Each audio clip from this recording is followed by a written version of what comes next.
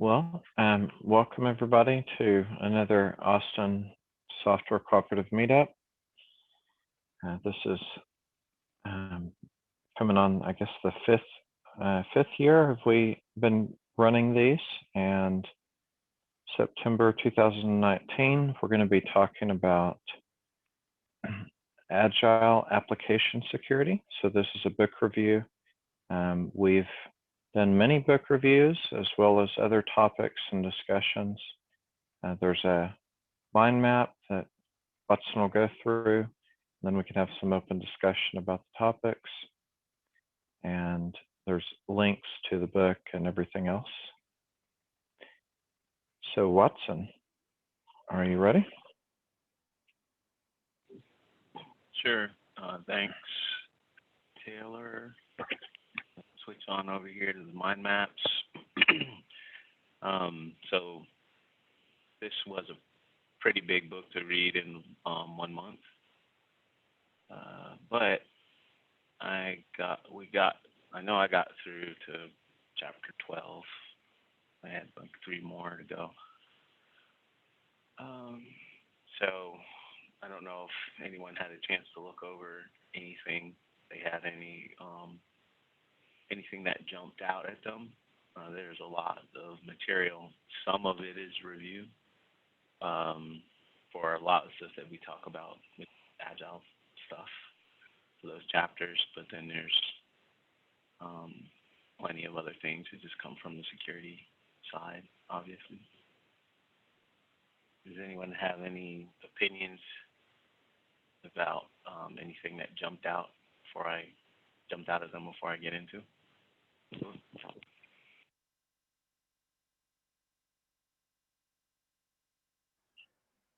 I guess the making risk visible portion, I didn't get through the whole book, but tried to dig into a few areas, and that was one that I think ties into another book that we reviewed months ago about making the work visible, and something that we're continually trying to improve on.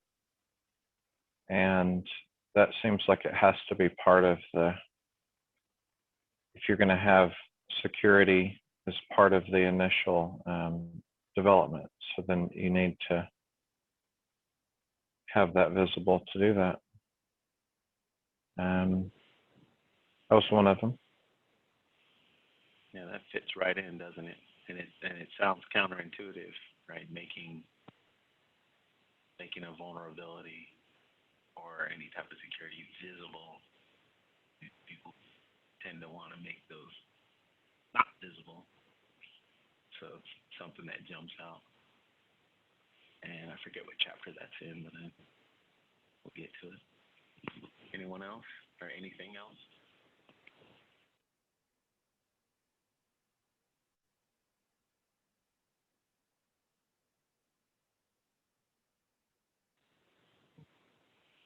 All right. So this first chapter, I guess some things that jumped out to me. One of the reasons why I wanted to review this book in the first place was because I guess within the Agile field for this meetup for the cooperatives, software cooperatives, is because one of the assumptions within the Agile communities is that you're going to have some type of self-organizing way within your process to kind of distribute the work. People are going to do more joint work, pulling work, and things like that. So it fits in with, how or within cooperatives, within software. And so it's a hard problem, and they address it a couple times in here. Anything that's a non-functional property of software seems to be a hard problem to pull into Agile. So you have to be conscious of it. And I noticed that there were some things that jumped out to me while reading. they didn't seem to kind of shy away from those problems. They kind of said, okay, these things are hard within this process, so you're going to have to address it in these ways. Whereas oftentimes for non-functional requirements, so say performance, that's when you read any type of lean literature and stuff like that, the agile lean or whatever, those things oftentimes are not addressed. So kudos to them for trying to even just write in the book and trying to pull that stuff in. Okay, so maybe a disclaimer for me, I'm not a security professional at all. So a lot of this stuff is, new to me. And but it was interesting to read. So we've got risk. You have to assess your risk. And risk within the security field is different than just thinking about it in other ways. So risk is about external influences to your systems, organizations, and people. But even before we get to that, security and agile, the thing that I was talking about, security and agile has not been a great combo in the past, but it's really that way for any non-functional requirement. And when I say non-functional requirement, again, it's things that the customer often doesn't ask for. You just have to know to put in. So reliability, performance, and security, other things like that. There's plenty of non-functional requirements that you end up having to somehow either sell the customer on, or they may have already experienced some pain, and then they ask for it, that kind of thing. All right, so some general ideas about this first chapter, because we're going to have to move pretty fast in order to get through to some things. As far as risk, one of the premises is that you have to, in order to take a stance on your security, you're going to have to figure out what you have to lose. And that kind of guides how much security, how much effort you're going to put in, how much money, and where you're going to throw your money, that kind of thing. Right? So we have that here to calculate the risk. You need to know what things are likely to happen to your organization and your system. Right? And security is about minimizing risk. So the definition of risk is important. Risk is about external influences to your systems, organizations, and people. Right? And so then you have the vulnerabilities and the exploitation of your vulnerabilities. Vulnerabilities describe a flaw in your system, component, process that will allow your data systems, people to be misused. Right? And then you have these two other ways to think about risk: likelihood and impact. Right? Likelihood is the way that we measure how easy it is or likely it is for an attacker to exploit a vulnerability, and the impact is the effect of exploiting that vulnerability. Right? So these things you want to use to try to calculate your risk, and within the likelihood, these four components: reliability, right? Does the exploit work reliable? Automation, can you run it easily? Access, how much access do they need to have? And motivation, right? Do you have money? Do you have, what it is that what kind of data can they get at? So when you put all these things together, then you're starting to be able to calculate your risk. Also, you need to have some concept of thinking about the person that's attacking you. So your attacker profile, what their motivations are, what resources are coming after you, what kind of access, and the objectives. So an example of resources, the type of security that you're going to put up if you're trying to protect yourself from a government is going to be different than the type you're going to put up for someone that's just like your conventional hacker. And they talk more later about threat actors and different profiles. So that there is, for me, the first chapter is kind of, in a way, some of the counterintuitive truths that was in that chapter for me was when you're considering risk, oftentimes we just, as a programmer, you go in and you say, okay, I'm going to make it secure from everything as much as I can, and then that's it, as much as I can. But other than that, right, you don't really think about going for specific people that would try to attack you, and like when it said here, it's your threat actors and all these things like that. And so this way of starting out makes sense. Instead of being like an alarmist or an ostrich, right? Either extreme seems to be bad. So how do you fight that? And I think this calculating risk is a way that they're saying to do it. So there's some more in the first chapter here, but I wanted to hurry up and get through some of it. Does anyone have any comments so far?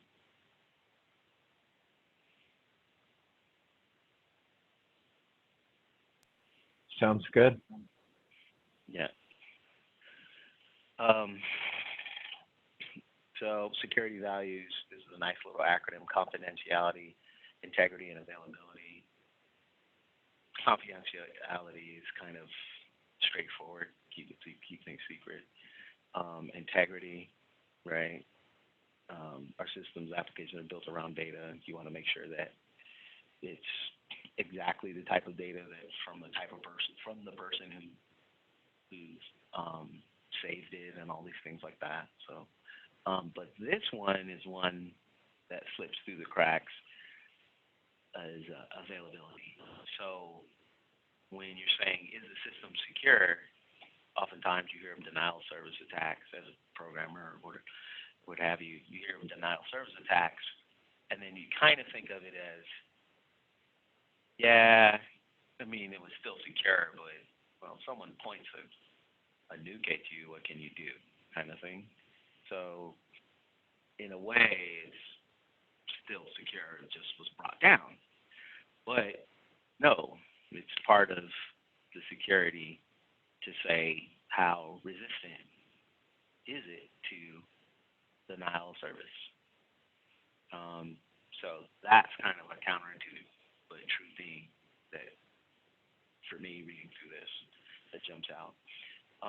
So saying that availability is part of security seems kind of like it's a true statement, but it's one that I think non-security people might resist a little bit, especially if you start spending money on it. So then, of course, you've got compliance, PCI stuff, and then non-repudiation. It's making sure the person that proof that both the origin and the integrity of the data. So who saved it, like I said, who you think saved it. And some other common mistakes, the definition of secure, right? So, well, the goal of a secure system is to ensure the appropriate level of control is put in place to mitigate the threats that you see are relevant to the system's use case. So this definition assumes that you already did the risk assessment. So, so if you haven't done a risk assessment, other places in the book, it's kind of, you automatically are not secure. So, of course, it's probably done intuitively for many people, but as far as if they're a small shop and there's some person who's savvy about security, that kind of thing, but their thing is to make that more explicit. I said intuitive on that implicitly. I like that it's applying it to the use case of the system. Yeah. Because you could say that maybe parts of the system may be less secure. So that's tying into the risk, but that, I think, hones it in on what the risk is. So if the use case is not affected and it continues to function, then potentially some part could be less secure. Yeah. All right.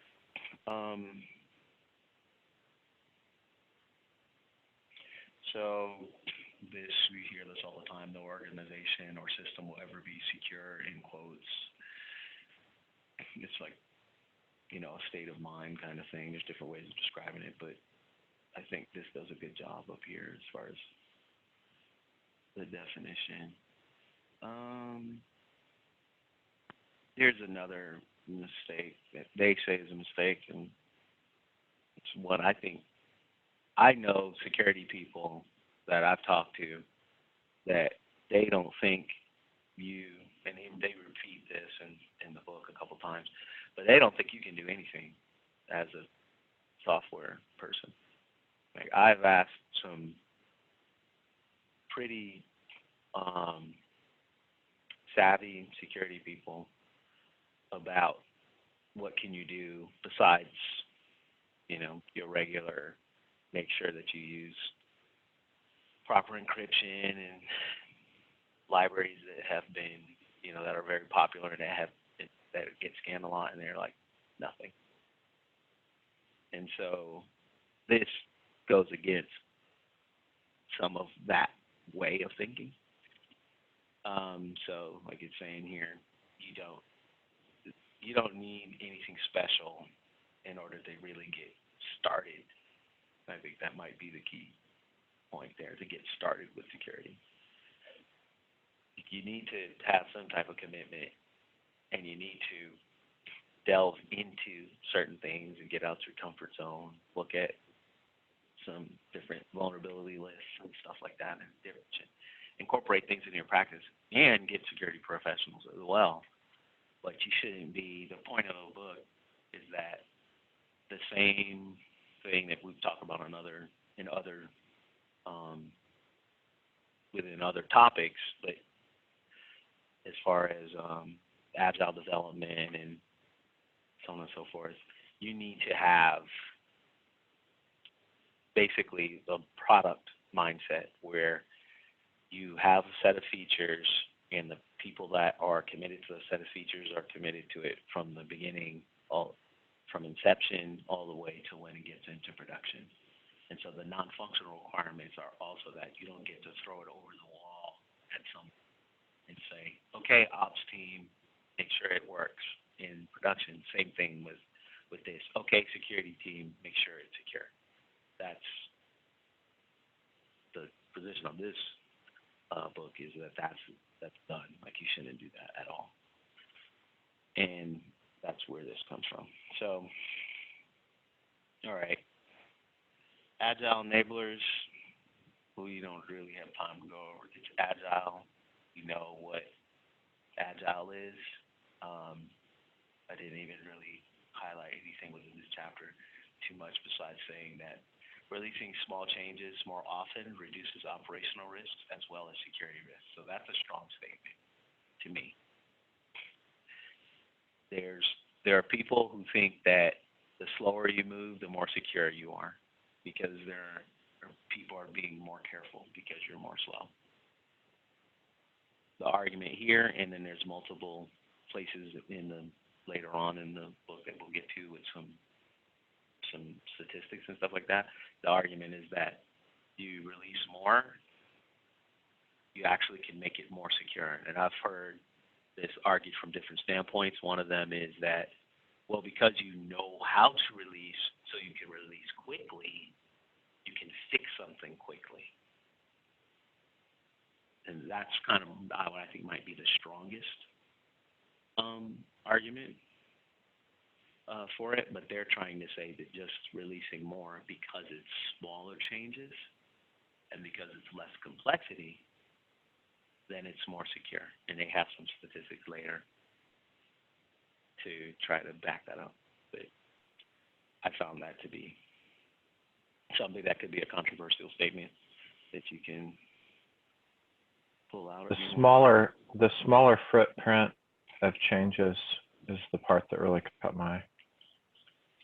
Yeah. I guess I'm already sold on the fast iterations from the DevOps side, but the smaller footprint, and that's any type of bug fixes, including security. Well, we've got some stats for that, so that'll be good. Oh, here's another one. Good code is deployed code. It's kind of a strong statement, so someone can say something's real beautiful, but no one's using it, so it's not good.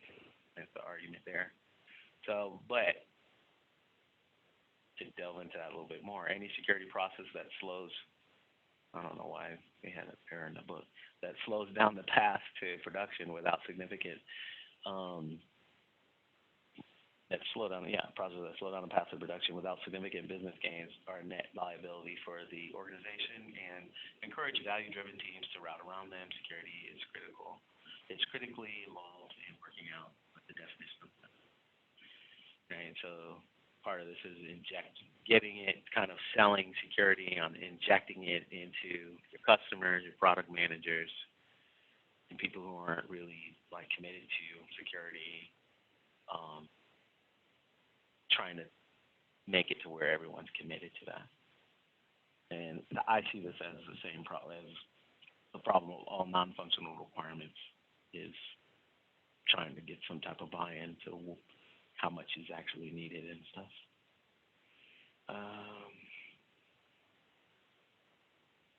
But yeah, it's strong. I think it's a strong statement to say any process that slows down the path of business value hurts. And so when security slows down the process to business value, it actually hurts. And that's implicit in that statement is if it slows it down to the point of beyond where it's useful, I think. And that's where I think it all goes back to that risk. You have to do your risk assessment and all that. So let's see here. Any more about chapter 2? I'm going to try to get through this. Chapter 3, more on Agile itself. We're going to skip through. But one of the main things from Agile Key Metric is you want to start looking at mean time to recovery for operational failures. Organizations that release smaller changes more often can identify the cause of the problems much faster and are significantly more capable of getting fixes out, which reduces their MTTR.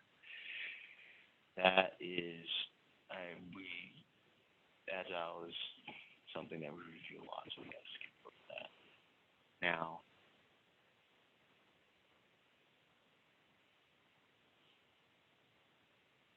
this is where you start to try to inject it. Traditional model, those of us who've been around for a while, you're used to security team, and after you get everything done, or at any point, you try to throw things over the wall at the security team. Say, hey, well, here's our plans. Here's our code, if you already did your code, whatever, and you say, hey, look at this, and are we going to get hacked? It's a traditional wall, right? So you have gates, places where things stop, and they get to peer in and say, no, try again. So this goes more towards the waterfall method and big upfront design and all those things. This here is the main issue or contention with doing Agile and security is people are sold on waterfall when it comes to non-functional requirement like security. Well, Bill? All right. Go ahead. Yeah, on that one, the thing that concerned me was when they talked about security being involved in a code review. Most security people are not coders, and that just seemed really odd to me, unless you have a developer that has security background and to help. I've not found that security people are any help whatsoever on code review unless it's a a manual code review, and that seemed to be what they were implying. Yeah, I mean, it matters how much money you have. I personally know rock star security people that like do code reviews for Salesforce, for instance, and they definitely are really good. They're really, really, really good. But it just matters how much money you have. So they're out there, and they're not someone that you want to just have on the security team. They're someone you would bring in. So these are going to be more of the pen testers, and they have a chapter about that. They have a whole chapter on code review here, like chapter 9 or something, and we'll get to it. But yes, the ones that are not code reviewers, right? They, well, you get what you pay for, I guess, kind of thing. And there's different types of training for security. So I guess you have to, part of this book is knowing, they have a section later, is knowing the types of, you have the problem of internal versus external. So how much value do you get from internal on your own team? You have external to your team, so you could have a security team. They have an argument in here where if you're a big company, you have to have a security team, period. But they're external to your Agile team, but how do you bring them in to your team? And they have how you inject them in. And then you have external to the company itself, right? And there are arguments to have that as well, the pen testers and all that stuff. So it's kind of like any type of field, you have specialties, and you can find someone that is a security person for C#, and they can come in and say, here are the best. And if the best, one of the arguments I keep thinking here, it's more about training. They're going to come in and show you the best way for your programmers to write secure code or to even review their own code within C# and all these other things. So that's what I think where they're getting at. But yeah, the big upfront and having them, they would argue, I'm taking kind of like taking their stance would be, no, you can, if you have enough money, you can pay for it. Otherwise, you should just get hacked. That's the old model. You should just pay more. You know? But it's not realistic like what you're saying. Anybody else?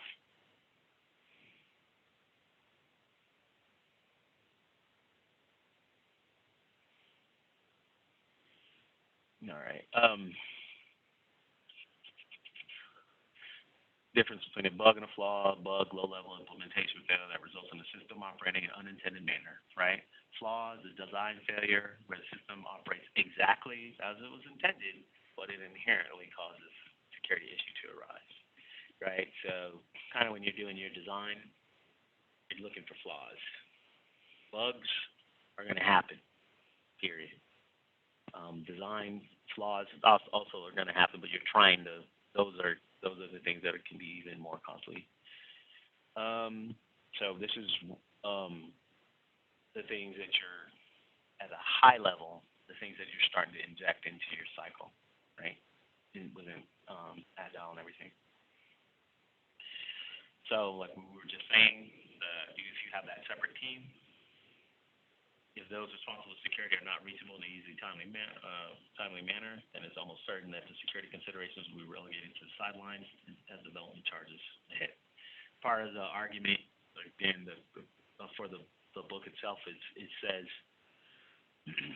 yeah, security people, you know that you have internal and external attackers. Your internal attackers, they could be, malicious or whatever, but they also can be just working against your processes because you make things too slow. So it's kind of, honey is better than vinegar kind of thing. You should be trying to make all the processes faster. Don't try to be unreachable and, siloed, basically. Embedded tools. This is another place where there can be some friction. someone says you have to use this tool, and you end up having passive resistance. The programmer is going to make it to where I checked the list, I used the tool. Did I configure it right? Maybe. Hope you're good at checking if I configured it right, because I get graded based off of how many features I pump out. That kind of thing. So you want to have buy-in. So this is kind of like thinking of it as change management. You want to have buy-in to the security process for the internal people, programmers, product managers, everyone, customers, or whatever.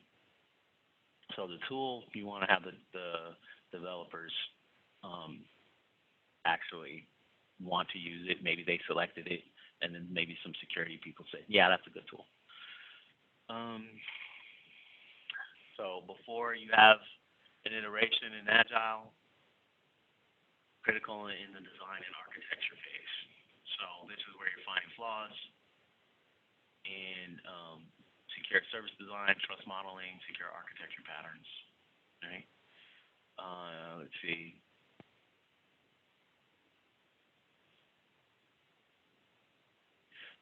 During your iteration, and they're going to dive more into this stuff, but I think that was a good overview of the post-iteration. Having baselines, so you're going ahead and maybe they're going to talk about static analysis tools and dynamic analysis tools. You can have things that can tell you, okay, here's how many security vulnerabilities you have. I guess one of the problems with a lot of the tools is they'll give you a lot of feedback. And one of the things is just being able to say, here's your baseline. You can start having more vulnerabilities, less vulnerabilities, according to that tool. And that is kind of your way of seeing where you are in the world. And you need to do that, or it's a useful way to use the tools, is that you got to have a baseline. And as far as documentation, we know that Agile has a weird relationship with documentation, where within some of the schools within Agile, there's a stance of, yeah, documentation is old, right when you write it, immediately when you write it. And there's more extreme and less extreme positions towards that, but trying to say or mandate keep everything up to date when it comes to saying, okay, this is how this system is secure in these ways. At a high level, possible. At a lower level, it's going to be out of date. And same thing with just about any type of architecture type documents and stuff. Then you start getting into a little game of everyone wants to act like the documentation is up to date, and it's not, but you can't say that. And Agile is just throwing that away. Said, no, we're going to prefer code over artifacts that are not working code. So documentation being one kind. You still can do those, you just prefer the code over those. So that would be in more of that Agile manifesto. So that given that, you have some contention there with compliance and all that stuff. They're going to say, no, you need to document how your system is secure and all these things like that. And so that you have Agile has a real weird relationship with that, in that, okay, this now is a checklist kind of thing. So it's something to keep in mind.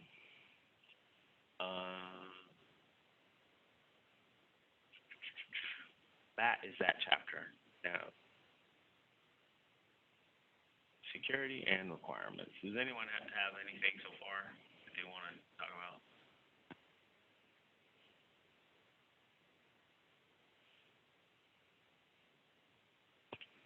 All right. So we're starting to get into some of the more difficult pieces. How do you get security into the requirements? Just for me, my experience is It's security is more of an alarmist style getting into the requirements. Basically, it better be secured, or somebody's going to be punished. So don't talk about it, but know that it needs to be secure, kind of thing. As far as the development's being done during the requirements, and then someone can jump through and be more like an alarmist style. You didn't do any risk assessment. You just said that right there, someone can hack it very easily, and then you fix it. So that kind of style. I think the point here is try to move. You did your risk assessment in some way, and now you're trying to iteratively pull security requirements into the beginning of like an agile iteration. So, all right. We have the problem of it being a non-functional requirement, right? So same types of things, same type of alarmist style of injecting that can happen for security. It happens for performance. It happens for availability. Someone will come in and say, oh, that right there, that's how many hits per second can that be? We require 1,000 hits per second, and it's supposed to be 10,000. Ha, ha, ha, this is going to die. Like that kind of thing. Same thing for security. You have that contention. You got to figure out how to deal with it. So for security, having user stories, I'm familiar with user stories within Agile. As this type of user, I want to do something so that I can achieve this goal. You can actually do that for security stories. And one of the concepts within this chapter is saying that this is where the kind of rubber meets the road. You have your Joe Blow programmer or Jane Blow programmer who you know how to implement features, security. It's kind of you hear about hacks. You want to make sure you use certain libraries and you be familiar with certain things that are good practices security-wise, but you might not actually go out and see or go and look at some of the documentation for security that's out there, like OWASP. There are ways to take the steps and the checklists that they have and implement them into user stories. And then so you can kind of have a base level, you can think of it almost like you can have a smoke test to see if the system's up. You have a smoke test to see if you have some level of security. And you can use some of these stories that are out there and implement them as tests. And we're going to talk about automated tests later in your system. And without getting bogged down with, okay, now we spent the whole cycle on just security stuff. So, acting like you can write stories from the standpoint of an attacker. You can use OAuth application security verification standard for helping writing the stories. You can use SafeCode is another one that Adobe, Oracle, and Microsoft uses. And so here's an example of, here's what the security story would be. It would be an attacker story. Another way to include security requirements is through attacker stories or misuse cases instead of use cases. In these stories, the team spends some time thinking about how a feature could be misused by an attacker or by another malicious or even careless user. The first thing that when I read that out loud, when you're probably talking to like the vast majority of people within that actually write things, make software, and get paid for it, is that's going to waste time. So that's kind of what you do your risk assessment, and that's the driver, I think, for this. I don't think you can come here without doing that risk assessment first. And that's where, if you know that, all we have is text files, and the text files and the data is like weather data. then we don't really, the thing that we're caring about being hacked is our machines becoming bots, basically. That's our threat, something like that. There's one level for that, and then there's another level for financial data, right? So security stories implemented, I think that's the driver. You got to keep that in mind for this whole chapter, and really for whenever you're thinking about any of these implementations for this. And then you've got personas. So this is kind of when we were talking about secure risk with security stories. I'm sorry, with just risk and threat actors. There's personas to try to help you think about how someone would attack you. And instead of just thinking it's, like in my mind, I think of just someone who's out there trying to get a name for themselves under some type of, moniker and saying, I did this.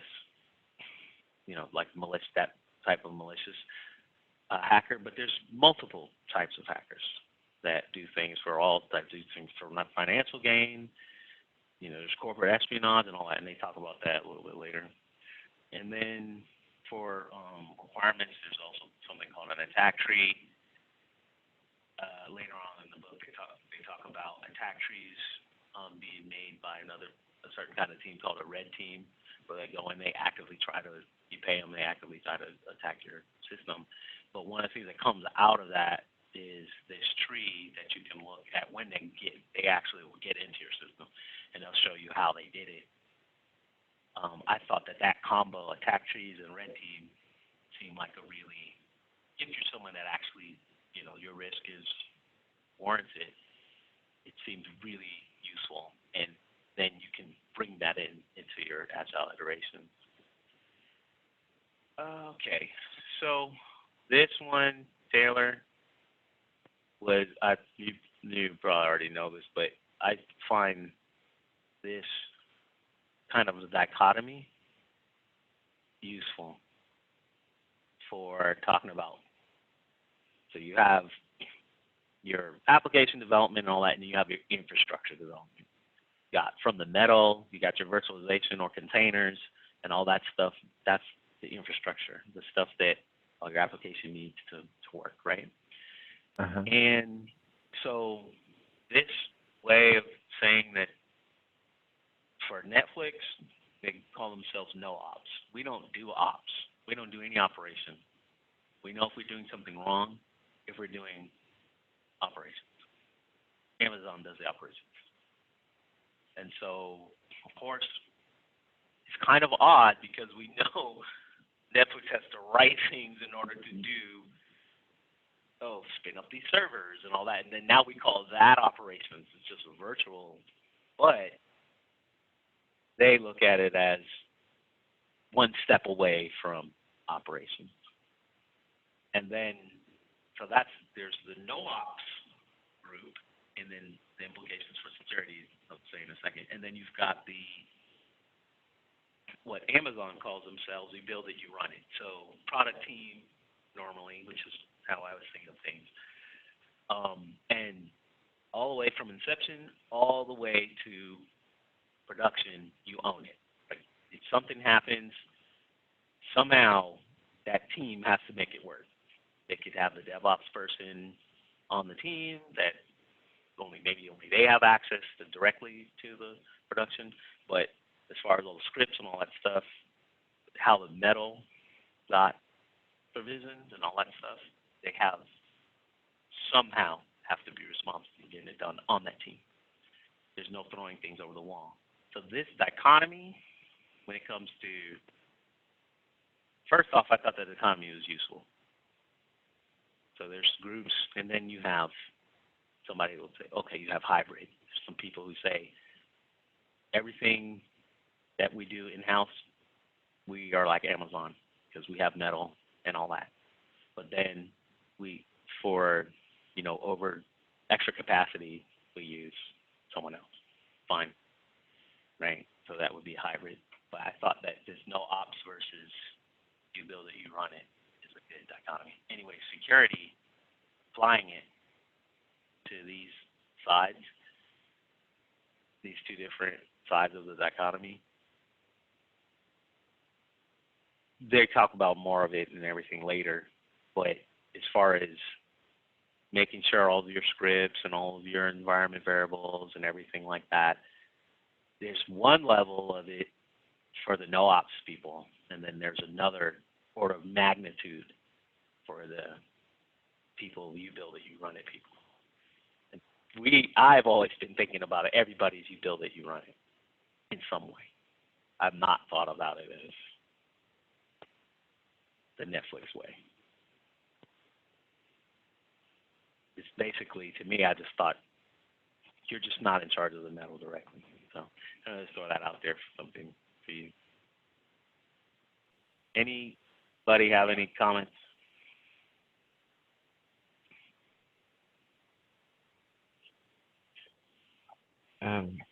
It's reinforcing, don't throw it over the wall.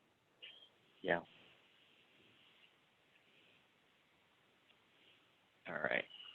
We're getting, this book is large, and we need to hurry up. Vulnerability management, we've got to get into some of these stats I wanted to. So we've got vulnerabilities to software, defects in requirements or design, coding implementation. They should be handled like any other defect in the system. That's a, strong statement. Fixed immediately or added to the team's backlog and prioritized along with other work, or dismissed because the team, including management, decides that the problem is not worth it.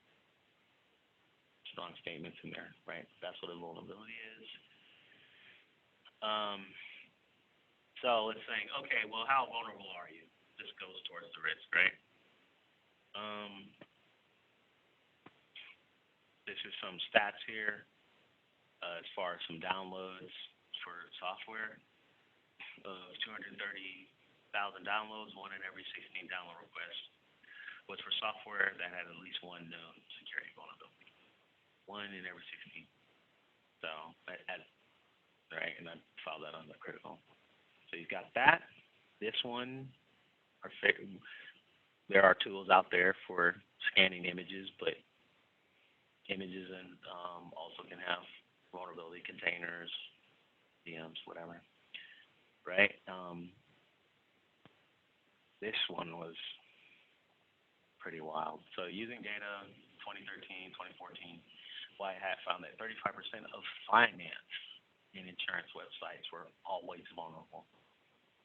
35% were always vulnerable, meaning that these sites had at least one serious vulnerability exposed every day.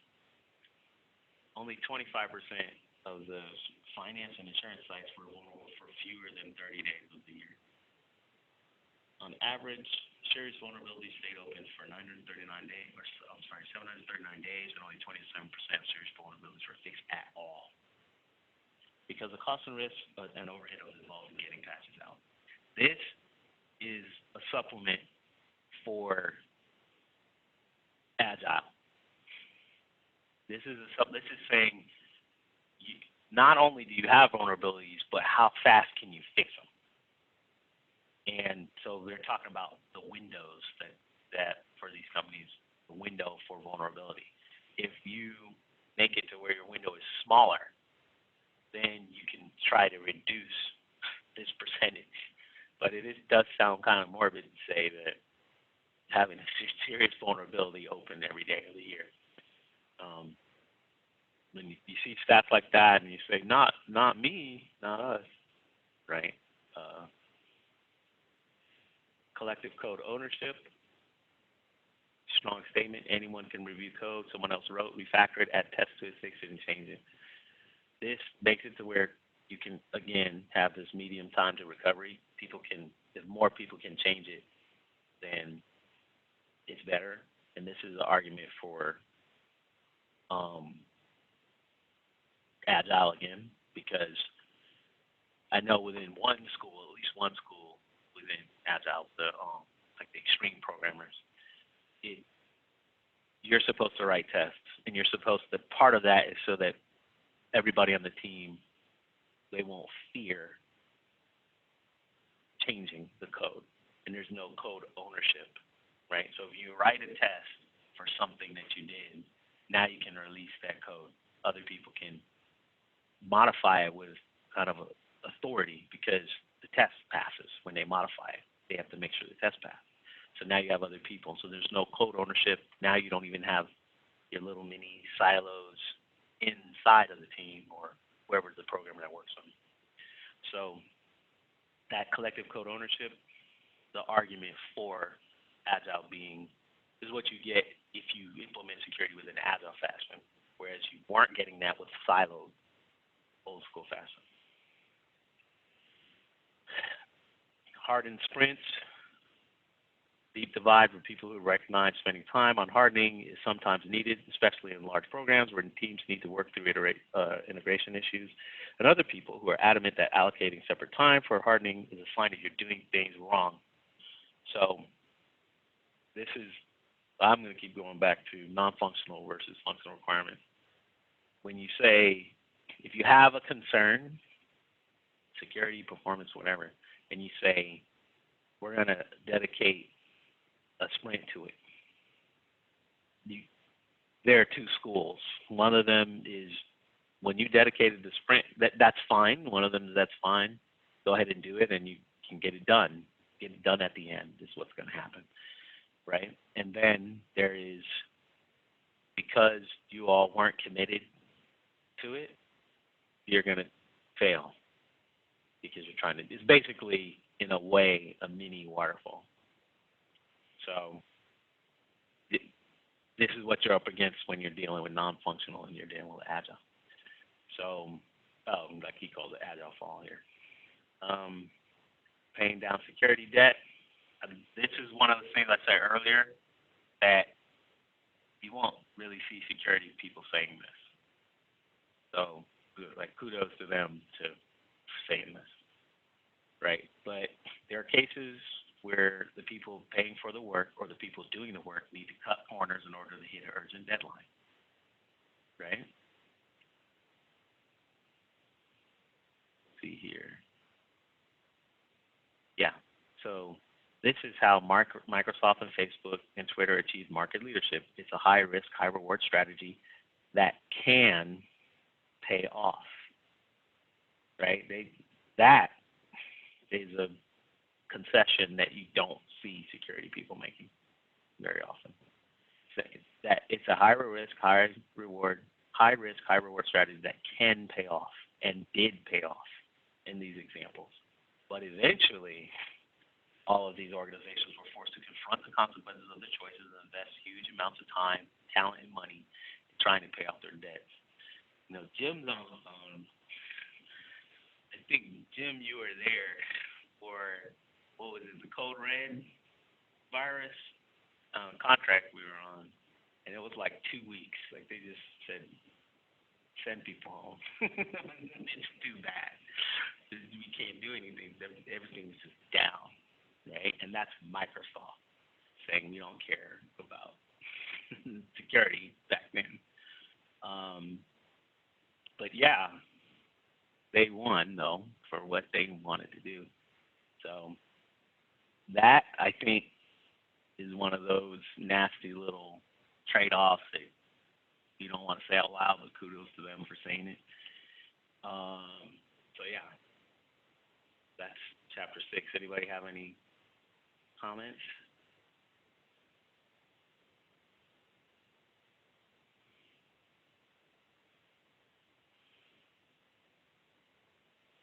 All right. Let me say here. We're coming on, it's 8:02, and there's some things that I wanted to get to for us. And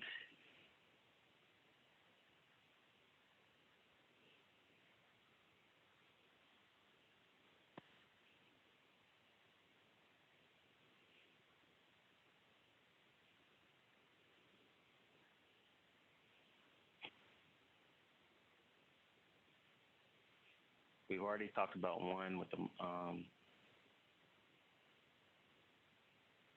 containers. Here we go. So, chapter 8, threat assessments.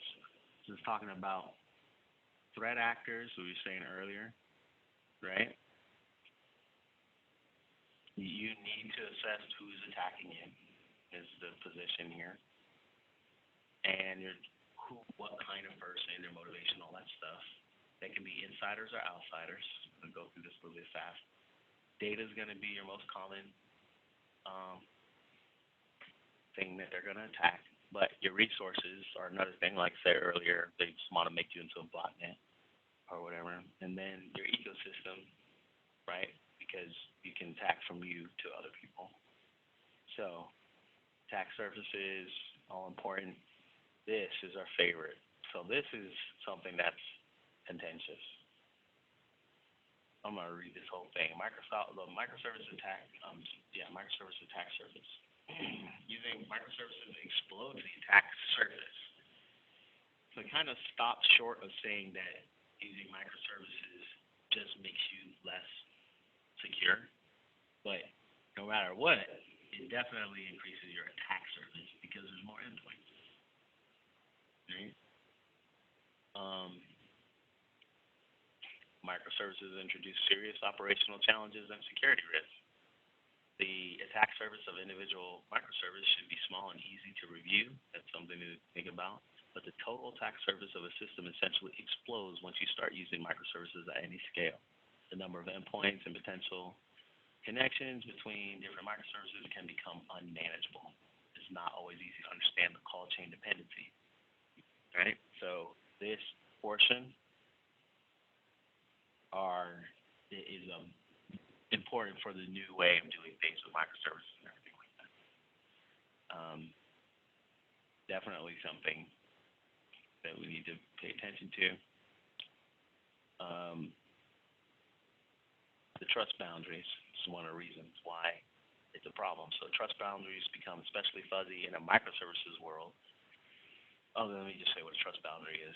There are points in the system where you as a developer change expectations about what data is safe to use and which users can be trusted. Right? So trust boundaries become fuzzy in the microservices world. Unless everyone follows common patterns, it is easy to break trust relationships and other contracts between microservices.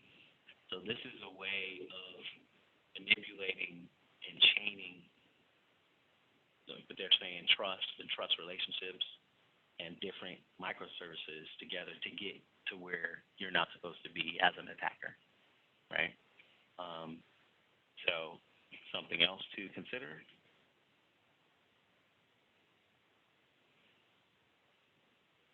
Talk about threat modeling. Here's a position on trying to get regular programmers to be one of the things you're running up against within Agile. So you have product teams and everyone trying to be responsible, and the developers, right? So trying to get a developer to think like an attacker is the position is that you just can't do it. Like I was saying before, talking with some security people, that you can't, right? It's like being told to think like a professional chef. You just can't do it. So this is a position that you work with. You get people to try to get good processes and look over old WASP, try to make stories from the beginning, all that stuff like that. But there's going to still be places where you need to have the security professionals given your risk. There's no way around it, right? Here's a nice acronym to start thinking about the trying to assess the security of your system. STRIDE, so spoofing, tampering, repudiation, information disclosure, denial of service, and elevation of privilege. So what all within your code base, what is being violated here? And, okay.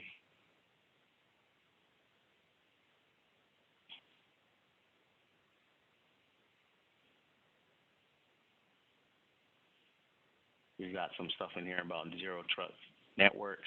So the whole is something that we can pull in on some other things we're looking at. But your network is one of the three, I think they say that here, places where you can probably somewhere else. But one of the places where it's like an attack surface, so you pay special attention to it. And the new way to think about it is you should have a zero trust network. So assume that the network's already compromised. That's how you write code base. That is chapter 9 and 8. Now, this is what Jim was talking about with the code review. So when I review the code, I'm just going to go ahead and put in some stats, research those that effectiveness. Effectiveness of code review starts to drop off at around 200 lines of code. So this is what Taylor's saying, actually, and that the number of real defects that a reviewer finds falls off sharply when they're asked to review code for more than an hour. So this is your sweet spot. Studies have found that a second reviewer will only find half as many new problems as the first reviewer. Beyond this point, you are wasting time and money. One study showed no difference between the number of problems found by teams of 3, 4, or 5 individuals, while another showed that 2 reviewers actually did a better job. Remember, this is not talking about security. This is talking about bugs. But this goes into the stat I said earlier that a certain amount of your bugs are security issues. So reducing the position is reducing bugs in general makes you more secure. But there are certain types of flaws and bugs that you need. Like security professionals are going to be the ones that you need. Talking about code review again, top performers are 10 times more effective at fighting problems and providing feedback. Now, here's the controversial one. It's 2013, 30 PHP developers. Now you're doing security reviews, right? Reviewers with more coding experience didn't necessarily find more security bugs because even experienced developers don't always understand what to look for in a security code review. So that's something counterintuitive, but something that we have to admit, right? And so now's where you're starting to have where you're someone that is more of a security professional needs to be somehow either training you or brought in to also do the reviews, right? So this is talking about what is this, Heartbleed? Yeah, Heartbleed. So even though the original change in Heartbleed was reviewed by someone who worked on the OpenSSL code before, and the code was open source and available for everyone to read, it took more than 2 years before a security team at Google found the bug in a code audit. It was also in another place. It was also statically checked, static analysis, security analysis was run on it as well. Said that here, so no, it didn't. So without a strong understanding of secure coding, reviewers can also look out for all these other things. So this is the stuff where hard-coded passwords, this test code or debugging code, there's a bunch of things in here that you can do that can assist you. And you have your automated code reviews, right? So static tests identify the security vulnerabilities through control flow and data flow analysis, heuristics, pattern analysis, and other techniques. And then you've got the dynamic tests, which dynamically scan a running application, something that's already going on, right? And one of the things where this is where, again, with Agile, bringing in these tools, putting it into your pipeline, which they're going to talk about here, but self-service, being able to also, the person in the product team, developer, whoever, can actually use the tool and run it. That's an important part of selecting the tool and all that stuff, the usefulness of it, right? That's that. Let me hurry up and get through this. So we got Agile security testing. This is going to go into the automated testing. Carnegie Mellon, 1 to 5% of all software defects are security vulnerabilities. So remember up earlier, when you reduce your bugs, you are reducing security vulnerabilities. You're just not reducing all of them. But when you reduce them, you're making yourself, when you reduce bugs, you're making yourself more secure. A small mobile application or web application, 50,000 lines of code will have over 100 vulnerabilities. So some nice alarmist stuff to get you scared. We have different tools in here that you can throw into a pipeline. And, right, so,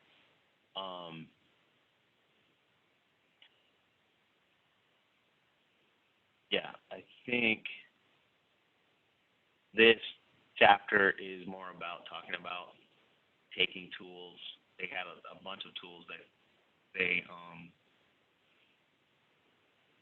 they recommended, so ZAP being one of them, in order to pull into your pipeline and look at your code. And you have different relationships with them. So there are tools that you can use on the unit test level, on the service test level, and on the acceptance test level, right? On these acceptance tests, it's ZAP, unit test, had a bunch of them, and then service test. So I would recommend on this book to go look this chapter in order to see types of tests that you can just throw into your pipeline. The argument is that because you're agile, because you use a pipeline, you're doing fast iterations, you inject a certain stage, the automated test stage, with tools that you trust, your developers trust. Now that will, because of all those things, will make you more secure because it's done in a way that it's not inhibiting your time to deployment and your time to recovery, that type of thing. And it's talking about assessments on this last chapter, but I think we're out of time. Does anybody have anything that they want to comment on?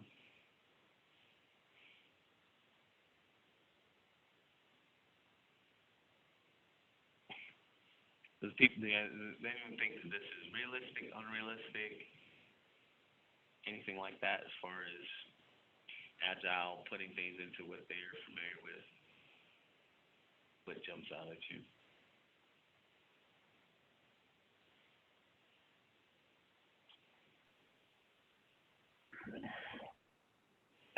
I guess what Jim was talking about with the code review, and then you talking about the tools and reaching out, I would say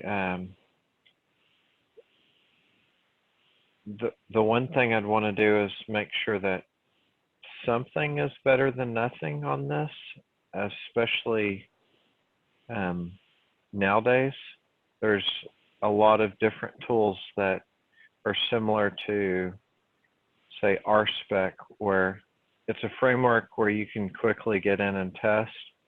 And then there's external integration testing tools that make it easy to get going. There may be something better than whatever you pick, but something. Gauntlet would be one of them on the security side that I could think in the past.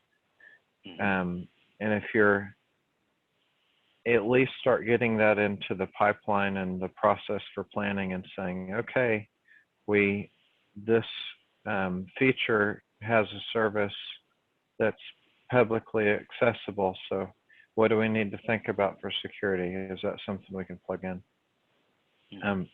But at least starting the process.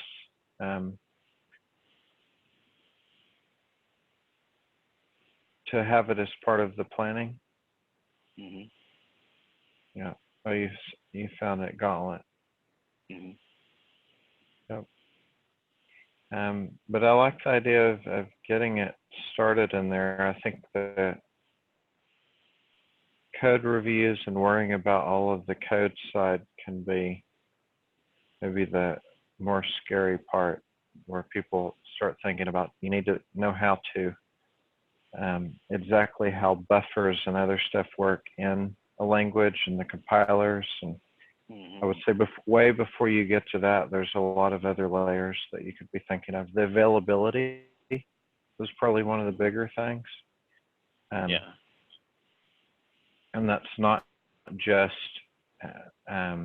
thinking like high performance or anything else.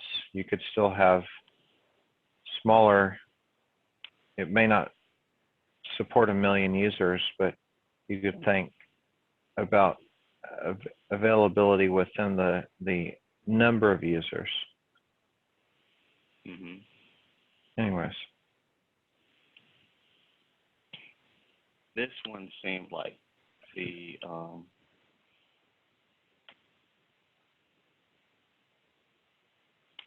one where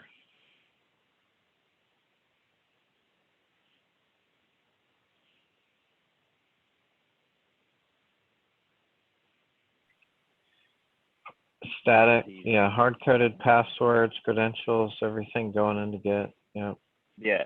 So this one seemed like it's kind of I won't want to call it the low-hanging fruit, because this is the ones that if you just aren't having it as part of your review in your mind as a programmer, as a regular programmer who didn't really do security anything, you won't do it, right?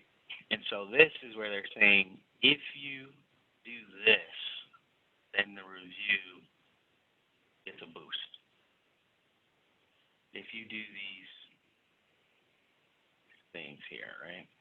So test code debugging left by accident, that's not a thing like you would say, oh, that makes it more secure if I take that out. But if you're thinking, oh, it'll be more secure if I take this out, then the code review can bring that to bear. Hard-coded passwords, credentials, that's something, as you have it in your mind, you're thinking about it, mistakes in error handling, access control checks, consistent auditing for add change and delete actions, and threat safety. So that can be like somewhat, I don't know about threat safety being low-hanging fruit at all, but it's something that, the argument being that, okay, the code review, something to think about, like a list to look over just before you do the code review, basically. And then that can give you a little boost. And when I'm thinking of code review, I'm thinking of like the pull request stuff. Like it said, the 200 lines or less. I'm not talking about. They say it's a two-person type thing. So one person did the code. They also say in here, you individually, after you finish, then you reviewing your code also reduces the bugs. So it doesn't have to only be the other person. So you reviewing all of it in one setting, like in pull request type stuff. Then you submit it to someone else. That's two. That's two code reviews, I believe. And then you hit your sweet spot. But it can be, two over. But anyways, anybody else have anything?